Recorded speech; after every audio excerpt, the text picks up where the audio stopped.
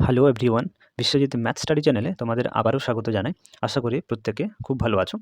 গত ভিডিওতে আমরা এলপিপির যে তোমাদের সংক্ষিপ্ত প্রশ্নাবলী রয়েছে তার 1 থেকে 10 অবধি কমপ্লিট করেছিলাম। এই ভিডিওতে তার পরবর্তীতে 11 থেকে শুরু করে 20 অবধি এই ভিডিওতে কমপ্লিট করব। তো তোমরা অবশ্যই ভিডিওটি শেষ অবধি দেখবে এবং এই চ্যানেলে কেউ নতুন হলে চ্যানেলটি সাবস্ক্রাইব করবে। তো চলো আজকের ক্লাস শুরু করি।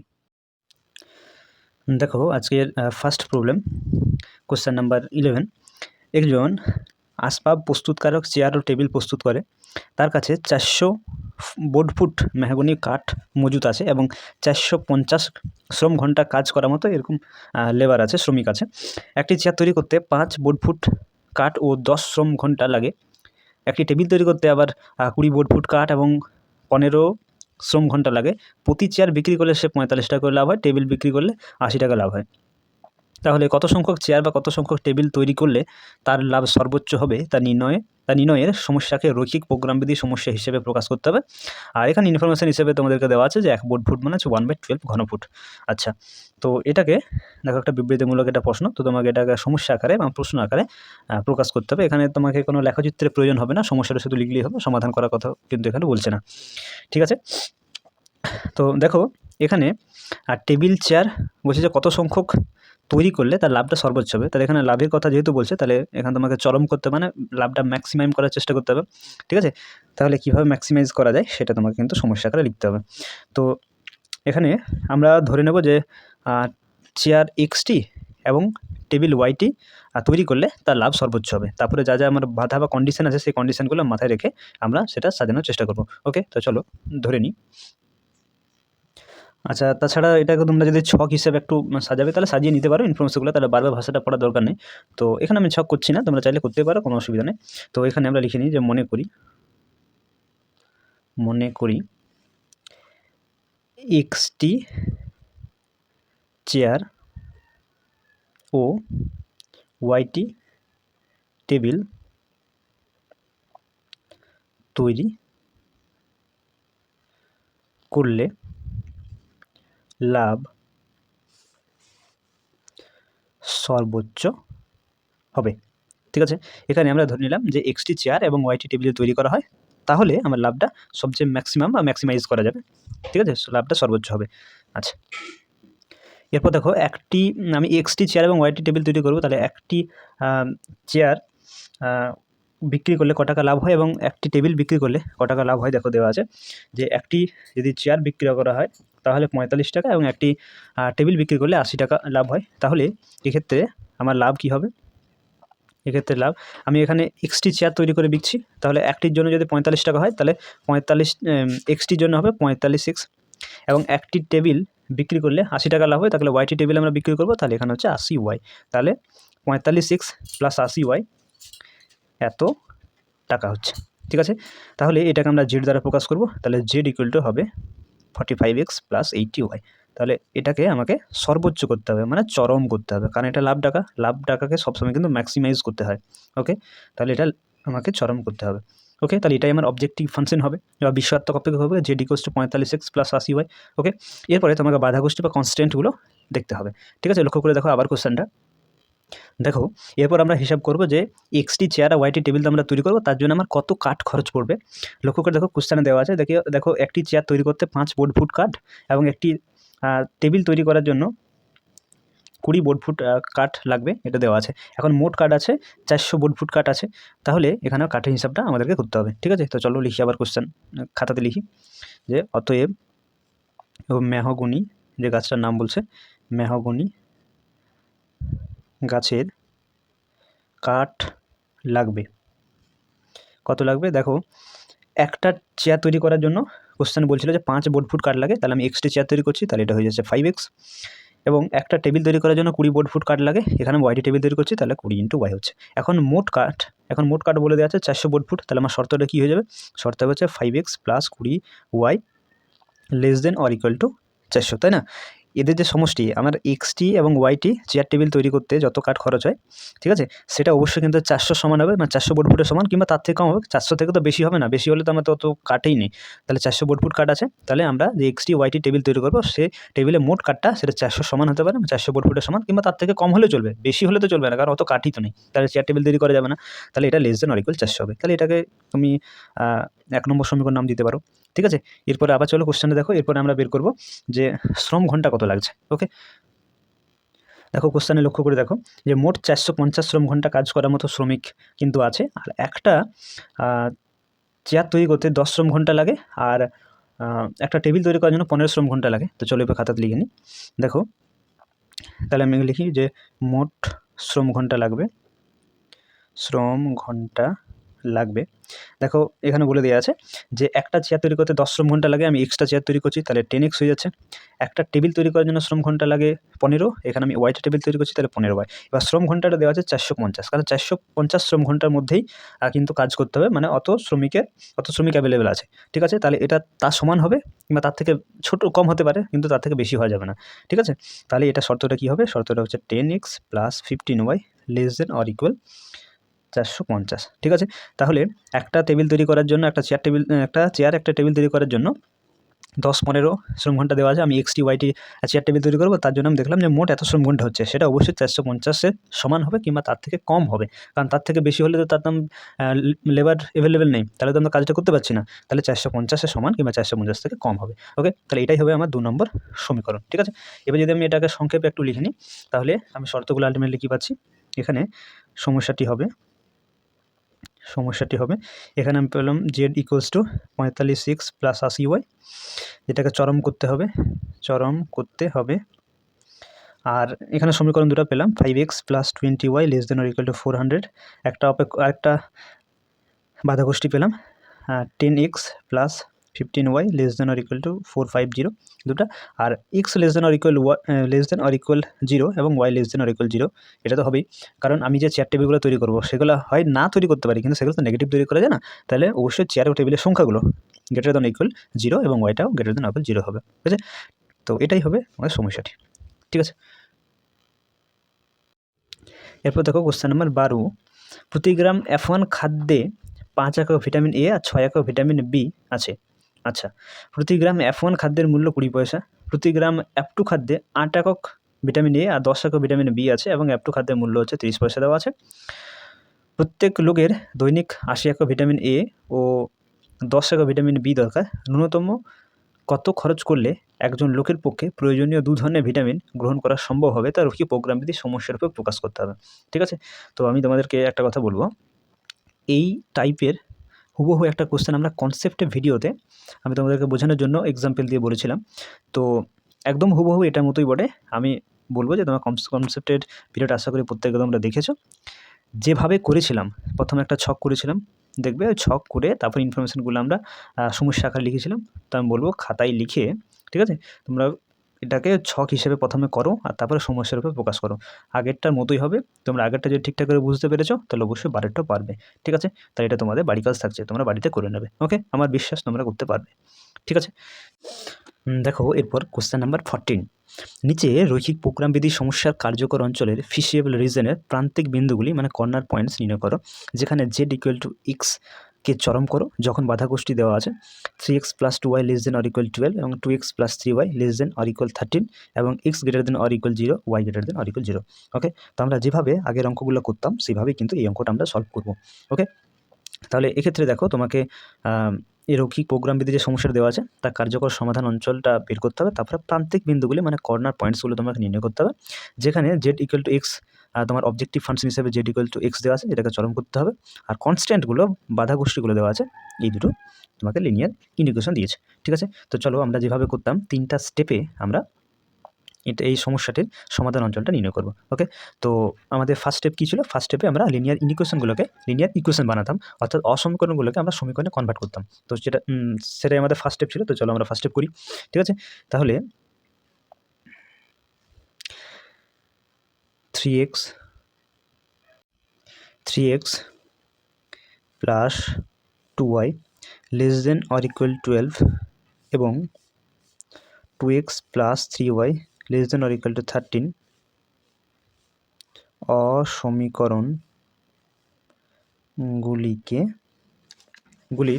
অসমীকরণগুলির অনুরূপ সমীকরণ হলো, আচ্ছা অনুরূপ সমীকরণগুলো কী কী হবে না, একটা হবে 3x + 2y = 12, less than or equal সাইনটা ইকুয়াল টু সাইনে কনভার্ট করা হলো, ওকে। এবং আরেকটি কী হবে, 2x + 3y = 13, ওকে। তাহলে আমরা লিনিয়ার ইকুয়েশন থেকে ইকুয়েশন বানালাম, অর্থাৎ ফার্স্ট স্টেপ কমপ্লিট হলো, ঠিক আছে। আচ্ছা সেকেন্ড স্টেপে আমরা কী করতাম না, সেকেন্ড স্টেপে আমরা স্টেপ নাম্বার 2তে আমরা এই সমীকরণ দুটোকে ছেদিতাংশ আকারে কনভার্ট করতাম, ওকে। তো চলো প্রথম যে সমীকরণটি রয়েছে 3x + 2y = 12, একে তুমি বুথ সাইড 12 দিয়ে ডিভাইড করে দাও, তাহলে এটা হয়ে যাবে 3x/12 + 2y/12 = 12/12, ওকে। তাহলে এখান থেকে তুমি কী পাচ্ছ, x/4 y/6 = 1, ঠিক আছে। দেখো ছেদাংশ আকারে কনভার্ট হয়ে গেল, যেখানে x অক্ষকে 4 একক দূরত্বে এবং y অক্ষকে 6 একক দূরে সরাসরি ছেদ করবে, ওকে। তো এটাকে সিম্পলি তুমি 1 নম্বর সমীকরণ নাম দাও, ওকে। একই রকমভাবে এই যে সমীকরণটি দিয়েছে এটাকে তুমি ছেদাংশ আকারে কনভার্ট করো, ঠিক আছে। তাহলে 2x + 3y = 13, এটাকে তুমি বুথ সাইড 13 দিয়ে ডিভাইড করে নাও, তাহলে 2x/13 + 3y/13 = 13/13, ওকে। এটা তুমি পাচ্ছ x/13/2 হয়ে যাবে, এটা 13/3 হয়ে যাবে, এটা 1 হচ্ছে। তাহলে এটাকে দেখো ছেদাংশ আকারে আমরা কনভার্ট করলাম, যেটা আমার 2 নম্বর সমীকরণ নাম হচ্ছে, ঠিক আছে। এখন 1 নম্বর 2 নম্বর সমীকরণকে তোমাকে গ্রাফে প্লট করতে হবে, ঠিক আছে। তো দেখো আমরা 1 নম্বর সমীকরণটাকে গ্রাফে স্ট্রেট লাইনটি লেখচিত্র অঙ্কন করি। তাহলে x অক্ষকে 4 একক দূরত্বে বলছে ছেদ করবে, অর্থাৎ বিন্দুটা হবে 4,0। তাহলে দেখো এখানে 1 2 3 4, তাহলে 4,0 এই একটা পয়েন্ট হলো। আর y অক্ষকে 6 একক দূরত্বে ছেদ করবে, অর্থাৎ বিন্দুটা হবে 0,6, তাহলে দেখো এখানে আমার 6 রয়েছে, তাহলে 0,6 সিম্পলি তোমাকে একটা স্কেল দিয়ে জয়েন করে দিতে হবে। তো দেখো স্কেল দিয়ে আমি জয়েন করি, তো দেখো স্কেল দিয়ে জয়েন করলে আমি এরকম একটি সরেখা পাচ্ছি, আমি নাম দিয়ে দিই। এই সরেখাটি হচ্ছে আমার, এই সরেখাটির সমীকরণ কি, এই সরেখাটির সমীকরণ হচ্ছে 3x + 2y = 12, ওকে। আচ্ছা এই বিন্দুগুলোর নাম দিয়ে দিই, এটাকে a বিন্দু নাম দিই এবং এটাকে আমি b বিন্দু নাম দিচ্ছি, ওকে। একই রকমভাবে তুমি এই সরেখাটির লেখাচিত্র অঙ্কন করো, যেটা x অক্ষকে 13/2 দূরত্বে ছেদ করেছে। 13/2 এখানে তুমি ছোট্ট করে ডিভাইড করে নাও 2 দিয়ে 13কে, তাহলে কত হচ্ছে 6 × 2 = 12, 1 থাকলো এখানে দশমিক হয়ে যাচ্ছে, 5 × 2 = 10, মানে 6.5 হচ্ছে নাকি। তাহলে 6.5 মোটামুটি দেখো কোন জায়গায় হচ্ছে, x অক্ষকে 6.5 দূরত্বে, অর্থাৎ 6.5 দূরত্বে, এখানে 6 রয়েছে, তো 6.5 মোটামুটি এরকম জায়গা হবে, তাই না। তাহলে এটাকে একটু ইন্ডিকেট করে নিই। আর 13/3, তাহলে 13কে 3 দিয়ে ভাগ করে নাও, তাহলে 3 দিয়ে ভাগ করলে 3 4 12 হচ্ছে, 1 দশমিক, এখানে 0 পেয়ে যাবে, 3 3 9, তাহলে 1 থাকলো, তাহলে মোটামুটি 4.3, তাহলে এখানে 4 ঘর, তাহলে মোটামুটি এরকম জায়গায় একটা করো, 4.5 থেকে একটু কম করলেই হবে, ঠিক আছে। তোমাদেরকে বলে রাখি যে মানগুলো এত অ্যাকোয়ার্ড না হলেও চলবে, মোটামুটি চোখের দেখায় ঠিক থাকলেই হলো, ঠিক আছে। একটা আন্দাজ ভাগ করে একটা আন্দাজ করে নেবে অ্যাপ্রক্স, ওই অ্যাপ্রক্স মানটা বসাবে। তোমরা তো গ্রাফে প্লট করছো না, তুমি নিজে থেকে তো গ্রাফ বানাচ্ছ, তাহলে সেই হিসেবে অত অ্যাকোয়ার্ড না হলেও চলবে, তো মোটামুটি যেমন ঠিক থাকে, ঠিক আছে। তো চলো এই দুটো বিন্দুকে আমরা যোগ করে নিই। দেখো যোগ করে আমরা এরকম একটা স্ট্রেট লাইন পেলাম, যেটা এই লেখচিত্রটি সমীকরণ কি, এই সমীকরণটা কি, সমীকরণ হচ্ছে 2x + 3y = 13, ঠিক আছে। তাহলে দুটো সরেখাকে আমরা প্রথমে ছেদিতাংশ আকারে নিয়ে গিয়ে তাদের আমি লেখচিত্র অঙ্কন করলাম। এখন এতে সমাধান অঞ্চলটা তোমাকে খুঁজতে হবে, ওকে। তাহলে প্রথমে যে লিনিয়ার ইকুয়েশনটি ছিল সেটি ছিল কত, 3x + 2y = 12, তাই না। তাহলে এটাকে আমি একটা বিন্দুর সাপেক্ষে, এই বিন্দুর সাপেক্ষে এর আমি সমাধান অঞ্চলটা নির্ণয় করব। তো দেখো দুটো যে সরেখা অঙ্কন করেছি আমরা, সেই সরেখাগুলি কোনোটাই কিন্তু মূলবিন্দুগামী নয়, তাহলে আমি মূলবিন্দু সাপেক্ষে এর সমাধান অঞ্চলটা নির্ণয় করব, ওকে। অর্থাৎ মূলবিন্দু স্থানাঙ্কটা এই সমীকরণটাতে পুট করব, অসমীকরণটাতে। আচ্ছা অসমীকরণটা কী ছিল, আমি এখানে লিখে নিই যে 0,0, একটা অসমীকরণ ছিল 3x + 2y <= 12, ওকে। অসমীকরণটিতে বসিয়ে পাই, ওকে। আচ্ছা বসালে কি হচ্ছে, 0 + 0 <= 12, তাহলে 0 <= 12, এটা সত্য না মিথ্যা, অবশ্যই সত্য। 0 কিন্তু 12 থেকে ছোটোই হয়, যা সত্য। তাহলে এই সরেখাটি 3x + 2y = 12, এই 3x + 2y = 12, এই যে সরেখাটা, এই সমাধান অঞ্চলটা কোন দিকে হবে? দেখো 0,0 বিন্দুটা আমি দেখতে পাই যখন বসানো হলো তখন সেটা কিন্তু 0 থেকে 12 থেকে 0 ছোট হচ্ছে না 70 হচ্ছে, তাহলে এর যে সমাধান অঞ্চলটা কোন দিকে হবে? মূলবিন্দুর দিকে হবে। তাহলে মূলবিন্দু দিয়ে চেক করলাম তো, তাহলে মূলবিন্দুর জন্য 70 এলো, তাহলে অবশ্যই সমাধান অঞ্চলটা মূলবিন্দুর দিকে হবে। যদি এখানে মিথ্যা আসতো তাহলে আমরা মূলবিন্দুর অপোজিটে করতাম। ওকে, তো চলো এই সমীকরণটির লেখচিত্রগুলো স্কেল দিয়ে না করলে চলবে, ঠিক আছে? এগুলো সমাধান অঞ্চলটা হচ্ছে মূলবিন্দুর দিকে। ওকে, আচ্ছা, তাহলে আমি সমাধান অঞ্চলটা বা সেটিংগুলো মূলবিন্দুর দিকে দিলাম। ওকে, একই রকমভাবে আরেকটি যে অসমীকরণ আছে সেখানেও মূলবিন্দুটা তুমি পুট করতে পারো। তাহলে পুট করলে কী হচ্ছে, 0,0 একটি অসমীকরণ ছিল তোমার 2x + 3y <= 13। অসমীকরণটিতে বসিয়ে পাই। ওকে, তাহলে এখানে 0 + 0 <= 13, 0 <= 13 মানে এখানেও তুমি সত্যই পাচ্ছ, তাই তো? যা সত্য, ঠিক আছে? তাহলে এটাও এই যে সেটিংগুলো বা এর যে সমাধান অঞ্চলটা হবে, এই সমাধান অঞ্চলটা কিন্তু মূলবিন্দুর দিকেই হবে, তাই না? তাহলে মূলবিন্দুর দিকে যদি হয় তাহলে এটাকে এইভাবে দিয়ে দাও। ওকে, আচ্ছা আচ্ছা, এগুলো নাম দেওয়া হয়নি, এখানে এ দিয়েছিলাম আর এটার নাম বি দিয়েছিলাম নাকি? তাহলে এক কাজ করো, এটার নাম সি দিয়ে দাও, আর এই পয়েন্টটা এদের ছেদ করছে যেটা, এটার নাম ডি দিয়ে দাও, আর এই পয়েন্টটার নাম ই দিয়ে দাও। এটা তো মূলবিন্দু ও রয়েছে, ঠিক আছে? তাহলে দুটি সরেখার আমরা সমাধান অঞ্চলগুলো পেলাম। এখন কমন সমাধান অঞ্চল কী হচ্ছে? সাধারণ সমাধান অঞ্চল কোনটি? আর দুটারই সেটিংগুলো একদিকে আছে, মানে তাদের কমন কোনটা? কমন সমাধান অঞ্চল হচ্ছে, দেখো লক্ষ্য করে, এটা এইদিকে আসছে এবং এটা এইদিকে আসছে, তাহলে কমন সমাধান অঞ্চল তুমি এই অঞ্চলটা পাবে, তাই না? যেটা দুটোরই তীরচিহ্নগুলো কিন্তু এইদিকে আসছে বা কমন হচ্ছে, ঠিক আছে? তাহলে কমন সমাধান অঞ্চল তুমি ও এ ডি ই পাচ্ছ, তাই তো? তো চলো এটা লিখে নাও। আর প্রান্তিক বিন্দুগুলো তোমার কী কী হবে? ও এ ডি এবং ই, এই প্রান্তিক বিন্দুগুলোকে তোমাকে নির্ণয় করতে হবে। ওকে, তো চলো একটু লিখে নিই। তাহলে অতএব কার্যকর সমাধান অঞ্চল হলো, কার্যকর সমাধান অঞ্চল হচ্ছে ও এ ডি ই। ওকে, এখন প্রান্তিক বিন্দুগুলো তোমাকে নির্ণয় করতে হবে। তাহলে প্রান্তিক বিন্দুগুলো তুমি যদি লক্ষ্য করে দেখো তাহলে এখানে দেখতে পাবে যে ও হচ্ছে একটা প্রান্তিক বিন্দু যার স্থানাঙ্ক 0,0, ঠিক আছে? তাহলে এটা এখানে পাশে লিখে নিই 0,0। এই একটি প্রান্তিক বিন্দু, এর স্থানাঙ্ক তো তোমরা বুঝতেই পারছো 4,0। আচ্ছা, ডি বিন্দুর তোমাকে স্থানাঙ্ক এটা কিন্তু সমাধান করে বের করতে হবে। আচ্ছা, ডি বিন্দুটি দেখো, এই 2x + 3y = 13 এবং 3x + 2y = 12, এই দুটি সরেখা ছেদ করে ডি বিন্দুটি এসছে, তাই তো? তাহলে এই সরেখা দুটো সমাধান করলে এদের ছেদ বিন্দুর স্থানাঙ্ক তুমি পাবে। তাহলে ডি বিন্দুর স্থানাঙ্ক তোমাকে ওই সমাধান করে বের করতে হবে। ওকে, আর ই বিন্দুর স্থানাঙ্ক তুমি এখান থেকে বের করতে পারবে। দেখো ই বিন্দুটি আমাদের কত ছিল? ই বিন্দুটি তোমার 4.3 কে আমরা বসিয়েছিলাম নাকি? তাহলে 4.3 মানে হচ্ছে 13/3, তাহলে 13/3 0,13/3 এটি হচ্ছে তোমার ই বিন্দুর অবস্থান হবে। তাহলে তুমি ই, ও এবং এ তোমার জানা রয়েছে, তুমি ডি বিন্দুর স্থানাঙ্ক সমাধান করে বের করতে হবে। তো প্রান্তিক বিন্দুগুলো তুমি পেয়ে গেলে। ওকে, তো চলো সমাধান করে আমরা ডি বিন্দুর স্থানাঙ্কটা বের করে নিই, ঠিক আছে? তাহলে সমীকরণগুলো একটু লিখে নিই। একটা ছিল আমার 3x + 2y = 12, একটা ছিল 2x + 3y = 13। তো আমরা এটাকে অপনয়ন পদ্ধতি সমাধান করব। তাহলে এটার সঙ্গে আমি 2 গুণ করছি, এটার সঙ্গে আমি 3 গুণ করছি। ওকে, তাহলে গুণ করলে কত? 3 দুগুণে 6x, 2 দুগুণে 4y, 12 দুগুণে 24 নাকি?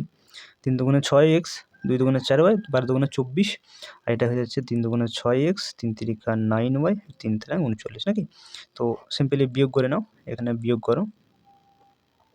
তোমরা অপনয়ন পদ্ধতিতে সমাধান করতে প্রত্যেকে জানো, এগুলো ক্লাস 9-10 এর বিষয়।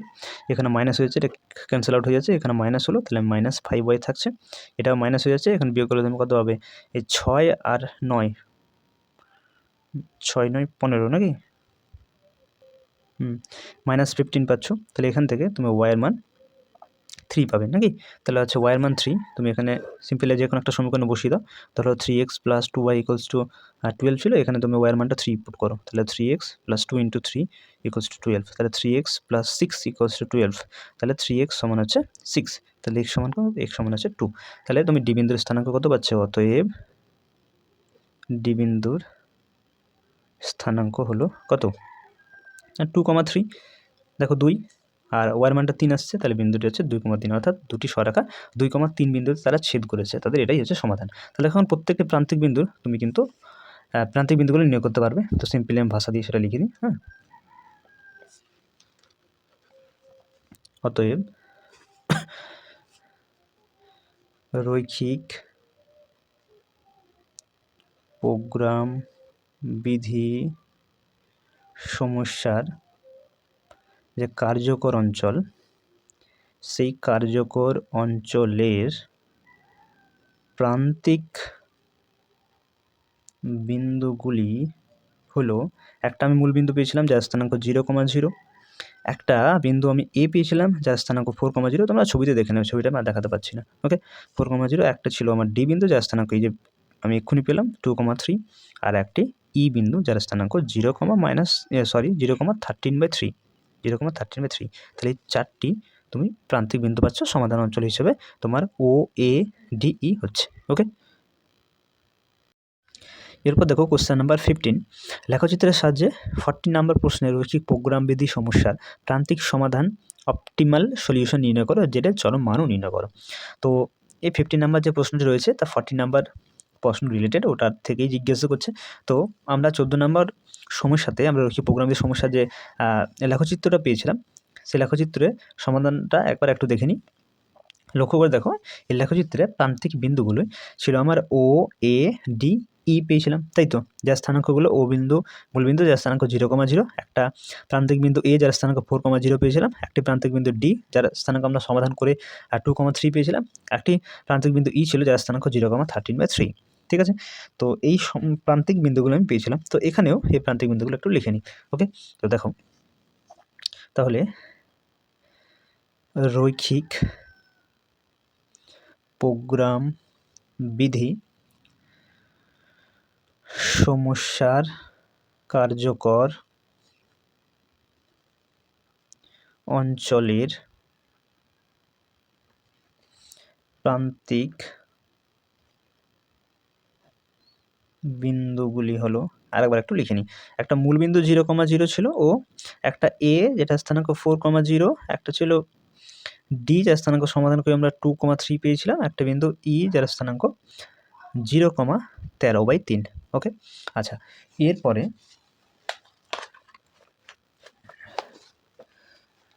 এরপরে তোমাকে কি বলছে, প্রান্তিক সমাধানটা নির্ণয় করতে হবে নাকি। তাহলে দেখো, আমার অবজেক্টিভ ফাংশন হিসেবে জেড দেওয়া ছিল, জেড সমান এক্স দেওয়া ছিল। ঠিক আছে, এক্সকে চরম করো, অবজেক্টিভ ফাংশনটা এরকম দেওয়া ছিল। ওকে, তাহলে এই পয়েন্টগুলো তোমাকে জেডের ক্ষেত্রে পুট করতে হবে। তাহলে আমি প্রথমে জেড ও বের করি যার স্থানাঙ্ক 0,0 ছিল। তাহলে এখানে এক্সের পরে 0 বসাও, তাহলে আলটিমেট তুমি 0 পাচ্ছ। এবার জেড এ বসাও, তাহলে এর স্থানাঙ্ক 4,0, তাহলে অবজেক্টিভ ফাংশন এক্সের পরিবর্তে তুমি 4 বসাও, তাহলে এখানে তুমি 4 পাচ্ছ। এবার জেড ডি বের করো, জেড ডি বিন্দুর স্থানাঙ্ক 2,3, জেড এক্সের পরিবর্তে তুমি 2 বসাও, তাহলে 2, এখানে ওয়াই যেহেতু ফাংশনটি ওয়াই ভেরিয়েবল নেই, তাহলে এক্সের পরিবর্তে 2 বসালে তবে এটা মান 2 পাচ্ছ। আচ্ছা, জেড ইটা বের করো প্রান্তিক বিন্দু, তাহলে 0,13/3, তাহলে এখানেও তো আমার এক্সের মান 0 বসালে তুমি 0 পাচ্ছ। তাহলে আলটিমেটলি দেখো, এটাকে জেড ইকুয়াল টু এক্স যেটা দেওয়া ছিল চরম করতে বলছিল, তাহলে চরম মান তুমি কোথায় পেলে, চরম মান তুমি এক্ষেত্রে পাচ্ছ, তাই তো। তাহলে এখানে অ্যান্সারটা একটু লিখে নাও, অতএব রৈখিক প্রোগ্রাম বিধি সমস্যার প্রান্তিক সমাধান হলো, বলো কোন বিন্দুতে তুমি চরম মানটি পাচ্ছ, না এ 4,0, তাই তো। তাহলে 4, এ লেখার দরকার নেই, 4,0। তাহলে রৈখিক প্রোগ্রাম বিধি সমস্যা প্রান্তিক সমাধান হচ্ছে 4,0। ওকে, আচ্ছা, এরপরে জেডের চরম মানটাও চাইছে, তো লিখে দাও জেড এর চরম মান হলো, বলো জেডের চরম মান কি, জেডের চরম মান হচ্ছে 4, জেডের চরম মান হচ্ছে 4, এবং চরম মানটি যে বিন্দুতে পেলে অর্থাৎ প্রান্তিক সমাধান হচ্ছে 4,0। ওকে, বুঝতে পেরেছো? ঠিক আছে, যেহেতু চরম মান, তাহলে এটাকে জেড ম্যাক্স হিসেবেও প্রকাশ করতে পারো, তোমাদের বইতে এরকমভাবে দেওয়া থাকতে পারে। তো জেড ম্যাক্স অর্থাৎ চরম মান হচ্ছে 4। ওকে, ঠিক আছে, চলো পরের দাগে। এরপর দেখো কোশ্চেন নাম্বার 16, এটাও কিন্তু 14 নম্বর রিলেটেড। 14 নম্বর প্রশ্নে বর্ণিত রৈখিক প্রোগ্রামবিধির সমস্যার যে শর্তাবলীগুলো রয়েছে, মানে অর্থাৎ কনস্ট্রেন্টগুলো অর্থাৎ বাধাগোষ্ঠীগুলো, সেগুলো বলছে আনচেঞ্জ রাখতে হবে, অপরিবর্তিত রাখতে হবে। বিশ্বস্ত অপেক্ষক অবজেক্টিভ ফাংশনটা যেটা জেড ইকুয়ালস টু এক্সকে চরম করো দেওয়া ছিল, তাই না? এক্সকে চরম করো, Z equals to x objective function এরকম দিয়েছিল, সেটাকে বলছে চেঞ্জ করে লিখতে বলছে জেড ইকুয়ালস টু ওয়াইকে চরম করো। জেড ইকুয়ালস টু ওয়াইকে চরম করো ধরে তুমি যদি করতে, তাহলে জেড ম্যাক্স সমান যে 13/3 পেতে, সেটা তোমাকে প্রমাণ করে দেখাতে হবে। ওকে, তো চলো সিম্পলি আমরা প্রান্তিক বিন্দুগুলো বসিয়ে নেবো। তার আগে প্রান্তিক বিন্দুগুলো একটু লিখে নিই। একটা মূল বিন্দু 0,0 পেয়েছিলাম, একটা এ বিন্দু যার স্থানাঙ্ক 4,0 পেয়েছিলাম, বি বিন্দু যার স্থানাঙ্ক ডি বিন্দু যার স্থানাঙ্ক 2,3 পেয়েছিলাম, এবং ই 0,13/3, অর্থাৎ এই প্রান্তিক বিন্দুগুলি আমরা পেয়েছিলাম। তো চলো আমরা এই বিশ্বত্বক অপেক্ষকতা অবজেক্টিভ ফাংশনে বিন্দুগুলো একবার বসে চেক করে নিই। তাহলে জেড ও 0,0 বসায়, তাহলে এখান থেকে এক্সের মান 0, ওয়াই এর মান 0, তাহলে আলটিমেটলি 0ই পাচ্ছ। জেড এ বসাও 4,0, তাহলে যেহেতু এক্ষেত্রে ওয়াই এর মান 0 হচ্ছে, তাহলে আলটিমেটলি এটাও 0 পাচ্ছ। আচ্ছা, জেড ডি 2,3, তাহলে এখানে তুমি যদি বসাও তাহলে 3 পাবে। আর জেড ই এখানে তুমি বসাও, ই বিন্দু 0,13/3 ছিল, তাহলে এখানে তুমি যদি বসাও তাহলে 13/3 পাবে। এক্ষেত্রে দেখো 4টার মধ্যে কোনটা ম্যাক্সিমাম ভ্যালু, কোনটা বড় হচ্ছে সবচেয়ে, কোনটা মান বেশি। এখানে 3, এখানে 13.3, 13/3 মানে কি, 13/3 হচ্ছে 3 4 12, তাহলে 4 পয়েন্ট সামথিং, তাহলে এই মানটা হচ্ছে সবচেয়ে ম্যাক্সিমাম মান। তাহলে এটি হচ্ছে তোমার, তাহলে এখানে লিখে নাও যে জেড ম্যাক্স মানে জেডের যে ম্যাক্সিমাম মান, যেটা যে চরম মান হবে, সেই চরম মান কত হবে, চরম মানটি হবে 13/3। ওকে, তাহলে এটি হচ্ছে চরম মান, যেটা আমরা কিন্তু এখানে প্রমাণ করতে পারলাম। তাহলে এটা লিখে দিলাম যে প্রমাণিত। ওকে, বুঝতে পেরেছো? ঠিক আছে। এরপর দেখো 17 দাগে অলরেডি 2টি কোশ্চেন আছে, তার মধ্যে 17 দাগের একে কি বলছে দেখো, লেখচিত্রের সাহায্যে রৈখিক প্রোগ্রামবিধির সমস্যার সমাধান করতে হবে। তো 1 নম্বরে তোমাকে যেটা দিয়েছে, একটা অবজেক্টিভ ফাংশন জেড হিসেবে দেওয়া আছে 5x + 7y, এটাকে অবম করতে হবে। কনস্ট্যান্ট মানে বাধা গোষ্ঠীগুলো দেওয়া আছে, দিয়ে অবমানটা নির্ণয় করতে হবে। তাহলে অবমান নির্ণয় করবে, আর তার সাথে তোমরা প্রান্তিক বিন্দুগুলোও নির্ণয় করে নেবে, কারণ প্রান্তিক বিন্দুগুলো নির্ণয় না করলে তো অবমানটা তুমি বের করতে পারবে না। তো তাহলে অবমানটা তোমরা নির্ণয় করবে, ঠিক আছে? আগের যে প্রসেস আমরা অঙ্কগুলো করলাম সেই প্রসেসে করবে। ওকে, তাহলে এটা বাড়ির কাজ তোমাদের থেকে যাচ্ছে। আচ্ছা, এরপর দেখো 17 দাগের 2, x1 + 3x2 > 3, x1 + x2 > 2, এবং x1 x2 > 0, অর্থাৎ এখানে অবজেক্টিভ ফাংশন হিসেবে তোমাকে জেড দেওয়া আছে 3x1 + 5x2, অর্থাৎ xy চলে পরিবর্তে x1 x2 দিয়েছে, যার কোনো অসুবিধা নেই। আর বাধা গোষ্ঠীগুলো তোমার দিয়েছে x1 3x2 > 3 আর x1 + x2 > 2, দিয়ে এর অবমানটা নির্ণয় করতে হবে। তাহলে সবার আগে তো প্রান্তিক বিন্দু নির্ণয় করতে হবে, তারপর সেই প্রান্তিক বিন্দুর স্থানাঙ্কগুলো বের করে সেগুলো জেডের জায়গায় একটা করে পুট করতে হবে, দেখতে হবে। তারপরে তুমি দেখবে যে কোনটাতে তোমার সবচেয়ে কম মান বেরোচ্ছে এবং কত বেরোচ্ছে, সেই প্রান্তিক সমাধানটাকে সমস্ত কিছু কিন্তু ওই গ্রাফিক্যালি রিপ্রেজেন্ট করার পরেই তোমরা সব পেয়ে যাবে বা বের করতে পারবে, ঠিক আছে? তো সিম্পলি এটা তোমাদের বাড়ি কাজ থাকছে, তোমরা এটাও বাড়িতে করতে পারবে, কোনো অসুবিধা নেই। সব সিমিলার কোশ্চেন, একই ধরনের কোশ্চেন, একই প্রসেসে করতে পারবে। তাহলে এটাও তোমরা বাড়িতে করবে। যদি অসুবিধা হয় তো কমেন্ট সেকশন অবশ্যই খোলা রয়েছে, কমেন্ট করবে, পরবর্তী ক্ষেত্রে তখন আমি অঙ্কটা করে দেবো, যদি না পারো তবে, ঠিক আছে? তো চলো পরের দাগে। এরপর দেখো কোশ্চেন নাম্বার 18 দাগের 1, নিচে রৈখিক প্রোগ্রামবিধির সমস্যাটির কার্যকর অঞ্চলের ফিজিবল রিজনের লেখচিত্র অঙ্কন করো। আর অবজেক্টিভ ফাংশন হিসেবে দেওয়া আছে তোমার 2x1 + x2, অর্থাৎ এখানে যে ডিসিশন ভেরিয়েবলগুলো xy না দিয়ে তোমাকে x1 x2 দিয়েছে, তো যেটাকে চরম করতে হবে। কনস্ট্রেন্ট হিসেবে বাধা গোষ্ঠী হিসেবে দেওয়া আছে x1 + 3x2 <= 15, 3x1 - 4x2 <= 12, এবং x1 > 0, x2 > 0 লেখচিত্র থেকে প্রান্তিক বিন্দুগুলি কর্নার পয়েন্টস নির্ণয় করতে হবে। তো আমরা যেমন প্রসেসে আগের অঙ্কগুলো বলেছি, তোমাকে সেরকম প্রসেসেই এটাও করতে হবে। প্রথমে লিনিয়ার ইকুয়েশনগুলোকে ইকুয়েশন বানাতে হবে, তারপরে সেটাকে তোমাকে ছেদিতাংশ আকারে প্রকাশ করে গ্রাফে প্লট করে তোমরা প্রান্তিক বিন্দুগুলি সমাধান অঞ্চলটা খুঁজে প্রান্তিক বিন্দুগুলো নির্ণয় করবে। ওকে, তাহলে তোমাদের বাড়ির কাজ থাকছে, তোমরা প্রত্যেকেই করতে পারবে। ওকে, আচ্ছা। এরপর দেখো 18 দাগের 3, লেখচিত্রের সাহায্যে নিচের প্রোগ্রামবিধি সমস্যাটি সমাধান করো। যেখানে অবজেক্টিভ ফাংশন হিসেবে তোমাকে দেওয়া আছে Z equals to 60x + 15y কে চরম করতে হবে, যখন বাধাগোষ্ঠী বা কনস্ট্যান্ট হিসেবে দেওয়া আছে x + y <= 50, 3x + y <= 90, xy <= 0। ঠিক আছে, তো এখানে তোমাকে যেটা প্রান্তিক সমাধানটা নির্ণয় করতে হবে এবং ম্যাক্সিমাম তোমাকে মানটা নির্ণয় করতে হবে, চরম মানটা নির্ণয় করতে হবে। ঠিক আছে, তো আমরা যেমন প্রসেস আগের অঙ্কগুলো করেছি সেই এক্স্যাক্ট ওই প্রসেসে আমরা এই অঙ্কটা করব। তো চলো সবার প্রথমে x + y <= 50 ও 3x + y <= 90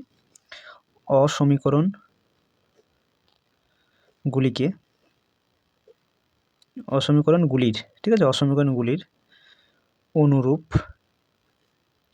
সমীকরণ হলো x + y = 50 ও 3x + y = 90। তাহলে লেস দেন গ্রেটার দেনের যে সাইনগুলো ছিল সেই সাইনগুলো আমরা চেঞ্জ করে ইকুয়াল টু সাইন দিয়েছি। ওকে, এখন x + y = 50, এই সরলরেখার সমীকরণটিকে তুমি যদি ছেদিতাংশ আকার নিয়ে যাও তাহলে বুথ সাইড তুমি 50 দিয়ে ভাগ করে দাও, তাহলে x/50 + y/50 = 50/50। এখান থেকে তুমি কি পাচ্ছ, x/50 + y/50 = 1। তাহলে দেখো ছেদাংশ এখানে কনভার্ট হয়ে গেল, অর্থাৎ এখান থেকে আমরা বলতে পারি যে এই সরলরেখাটি x অক্ষকে 50 একক দূরত্বে এবং y অক্ষকে 50 একক দূরত্বে ছেদ করেছে। ওকে, তো এটাকে নাম দিয়ে দাও 1 নম্বর সমীকরণ। ওকে, একই রকমভাবে 3x + y = 90, এটাকেও ছেদাংশ আকারে নিয়ে যাও, বুথ সাইডকে তুমি 90 দিয়ে ভাগ করো, তাহলে 3x/90, y/90, 90/90। ওকে, তাহলে এখান থেকে পাচ্ছ, এটা কেটে দাও, তাহলে x/30, y/90, এটা হচ্ছে 1। তাহলে দেখো এটা 2 নম্বর সমীকরণ নাম দিয়ে দাও। তাহলে 1 নম্বর 2 নম্বর এখন আমরা ছেদিতাংশ আকারে চলে এসছে। এরপরে এই দুটো সরলরেখার সমীকরণকে তোমাকে লেখচিত্রে XY কার্তেশীয় তলে তোমাকে প্লট করতে হবে। ওকে, তাহলে দেখো এখানে 90, 30, 50 এসব অনেক বড় বড় মান রয়েছে, এই জন্য আমি এককটা ঘরকে 1, 2, 3, 4 না ধরে আমি 10, 20, 30, 40, 50 করে মানে 10-এর ডিফারেন্স রেখে আমি এখানে দাগগুলো দিয়েছি। ঠিক আছে, তোমরা ওইভাবেই দিবে, কোনো অসুবিধা নেই। তাহলে দেখো প্রথম সরলরেখাটাকে আমরা স্থাপন করি, তাহলে x অক্ষকে 50 দূরে, তাহলে বিন্দুর স্থানাঙ্ক হবে 50,0, তাহলে 50,0 এই বিন্দুটি। ওকে, আচ্ছা, তারপর এটা রয়েছে 50,0 হবে, 0,50 বিন্দুটি y অক্ষকে যেটা ছেদ করছে, তাহলে 30, 40, 50 এই দুটো বিন্দুকে নাম দিয়ে দাও, এটা a নাম দিয়ে দাও, এটা b নাম। এখন a b কে যোগ করো। ওকে, দেখো যোগ করে এরকম একটি সরলরেখা পেলাম, তাহলে সরলরেখাটা যার সমীকরণ হচ্ছে x + y = 50। ওকে, একই রকমভাবে এই যে ছেদাংশ আকারে সরলরেখার সমীকরণটা লিখেছি, এটাকেও আমি ছক্কা করে স্থাপন করো। তাহলে x অক্ষকে 30 একক দূরত্বে, অর্থাৎ বিন্দুর স্থানাঙ্ক 30,0। ওকে, y অক্ষকে 90 একক দূরে, অর্থাৎ 0,90। তাহলে 10, 20, 30, 40, এখানে 90 থাকছে, তাই না? তাহলে এটার নাম দিয়ে দাও সিম্পলি c দিয়ে দাও, এটার নাম d দিয়ে দাও। ঠিক আছে, এই দুটোকে যোগ করে নাও। দেখো যোগ করলে এরকম একটি সরলরেখা পাচ্ছ, যার সমীকরণটি ছিল 3x + y = 90। ঠিক আছে, এতে ছেদবিন্দুর নাম তো ডি অবধি দিয়েছো না, তাহলে এটার নাম ই হয়ে যাবে। হ্যাঁ, তাহলে ই হচ্ছে ছেদবিন্দু। এখন তোমাকে দেখতে হবে যে এই দুটো সরলরেখার সমাধান অঞ্চলগুলো কোন দিকে রয়েছে, তাই না? তাহলে এখানে আমি ছোট করে একটু লিখে নিই। প্রথমে অসমীকরণটি আমার ছিল x + y <= 50, আর পরের অসমীকরণটি ছিল 3x + y <= 90।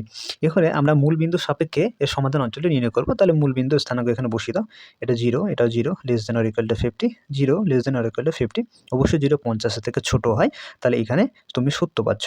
তাহলে x + y = 50 যে সরলরেখাটি, তার যে সমাধান অঞ্চল যেহেতু সত্য বেরোয়, তাহলে মূলবিন্দুর দিকে হবে, তাই না? যদি মিথ্যা আসতো তাহলে মূলবিন্দুর অপোজিটে করতাম, তাহলে এর সমাধান অঞ্চল হচ্ছে এই দিকে। ওকে, এই দিকে হচ্ছে সমাধান অঞ্চলটি, বুঝতে পেরেছো? আচ্ছা, এরপরে এখানে যে অসমীকরণটি রয়েছে সেখানেও মূলবিন্দুর স্থানাঙ্ক 0,0 পুট করো x y এর পরিবর্তে, তাহলে 0, 0 <= 90, তাহলে 0 <= 90, তাহলে এটাও কিন্তু সত্য, 0 90 থেকে ছোট হয়। তাহলে এই যে সরলরেখাটি, তার যে শেডিংগুলো, তার যে সমাধান অঞ্চল সেটা কিন্তু মূলবিন্দুর দিকেই হবে। ওকে, তাহলে এটাও এইদিকে দিয়ে দাও, এটাও এইদিকে চলে আসছে। ঠিক আছে, তাহলে কমন সমাধান অঞ্চল যদি বলো, তাহলে এই সমাধান অঞ্চলটি হচ্ছে এদের কমন সমাধান অঞ্চল, তাই না? এই অঞ্চলটি, বুঝতে পেরেছো? দেখো এই শেডিং এইদিকে আছে, এই শেডিংগুলো এইদিকে আছে সমাধান অঞ্চলে, তাহলে কমন সমাধান অঞ্চল বলতে তুমি এই অঞ্চলটিকে পাচ্ছ। ওকে, তাহলে তোমাকে এরপরে প্রান্তিক বিন্দুগুলো লিখে নিতে হবে, কার্যকর সমাধান অঞ্চলটা বলতে হবে। তো চলো এখানে বলে নিই। অতএব কার্যকর সমাধান অঞ্চল হলো, দেখো কার্যকর সমাধান অঞ্চল হচ্ছে ও, এটার নাম সি দিয়েছে, ও সি ই, এটার নাম দিয়েছে বি। তাহলে ও সি ই বি হচ্ছে তোমার কার্যকর সমাধান অঞ্চল। প্রান্তিক বিন্দুগুলি কি ও, এ, ই এবং বি। ওকে, তাহলে প্রান্তিক বিন্দুগুলি হলো, প্রান্তিক বিন্দু মানে কোণার বিন্দুগুলি হলো, একটা হচ্ছে ও যার স্থানাঙ্ক 0,0, একটা হচ্ছে সি যার স্থানাঙ্ক, দেখো এটা 30 ঘরে এসছে তাহলে 30,0, আর একটা হচ্ছে ই যার স্থানাঙ্কটা তোমার কিন্তু সমাধান করে বের করতে হবে। এই দুটো সরাসরি সমাধান করলে এদের সমাধান অর্থাৎ ছেদ বিন্দুর স্থানাঙ্কটা পাবে। তাহলে এই বিন্দুর স্থানাঙ্কটা আপাতত আমি গ্যাপ রাখছি, তারপরে পূরণ করে দেবো। আর একটা রয়েছে বি, বি বিন্দুর স্থানাঙ্কটা হচ্ছে তোমার এটা 50 করে এসছে, তাহলে 0,50। ওকে, তাহলে প্রান্তিক বিন্দুগুলো বুঝতে পারলে। এরপরে ই বিন্দুটার স্থানাঙ্ক তোমাকে সমাধান করে বের করতে হবে। তো নিচে সমাধানটা আমি করছি যাতে দুটি বিন্দুর ছেদ বিন্দুর স্থানাঙ্ক অর্থাৎ সমাধানটা আমি পাবো। ওকে, তাহলে দুটি সরাখা, একটা 3x + y = 90, আর একটা x + y = 50। এই দুটি সরাখা ছেদ বিন্দু আমরা নির্ণয় করব। তো তার জন্য আমরা অপনয়ন পদ্ধতি দিয়ে সমাধান করে নেব। তাহলে এখানে বিয়োগ করলাম, বিয়োগ করলে এটা মাইনাস হয়ে যাবে, এটাও মাইনাস, এখানে মাইনাস। ওকে, এটা ক্যান্সেল আউট হয়ে যাচ্ছে, তাহলে 2x, আর এটা তুমি বিয়োগ করলে পাবো 40 নাকি। তাহলে x সমান হচ্ছে 20, এক্সের মান 20 পাচ্ছ, আবার মানটাতে পুট করে নাও। তাহলে x + y সমান হচ্ছে 50, এখানে তুমি এক্সের পরিবর্তে 20 বসাও, তাহলে 20 + y = 50, তাহলে y সমান হচ্ছে 30 নাকি। তাহলে তোমার ডি বিন্দুর যে ই বিন্দুর যে স্থানাঙ্কটা সেটা কত পাচ্ছ, 20,30, তাই না। তাহলে 20,30 হচ্ছে এই ই বিন্দুর স্থানাঙ্ক, অর্থাৎ তুমি এখন ফাইনালি প্রান্তিক বিন্দুগুলো পেলে। এরপরে তোমাকে চরম মানটা চাইছে, তাহলে জেডের জায়গায় জেড দিয়ে তোমার অবজেক্টিভ ফাংশনটি রয়েছে, অবজেক্টিভ ফাংশনে প্রত্যেকটা প্রান্তিক বিন্দু বসে বসে তোমাকে মানগুলো চেক করতে হবে, ম্যাক্সিমাম যেটা হবে সেটাই তোমার চরম প্রান্তিক সমাধান হবে। ওকে, তো চলো এখানে করে নিই। জেড = তোমার দেওয়া ছিল 60x + 15y। ওকে, তাহলে এবার জেড 0 বসাও, ও যার স্থানাঙ্ক 0,0, তাহলে এক্স ওয়াইয়ের মান তুমি 0 পুট করলে আলটিমেট 0 পাচ্ছ। আচ্ছা, আরেকটা প্রান্ত বিন্দু তোমার সি ছিল নাকি, সি যার স্থানাঙ্ক 30,0, তাহলে এক্সের মান তুমি 0, এক্সের মান 30 বসাও, তাহলে 60 × 30 হচ্ছে, আর ওয়াইয়ের মানটা 0 পুট করো, তাহলে এটা 318 মানে 1800 হচ্ছে। ওকে,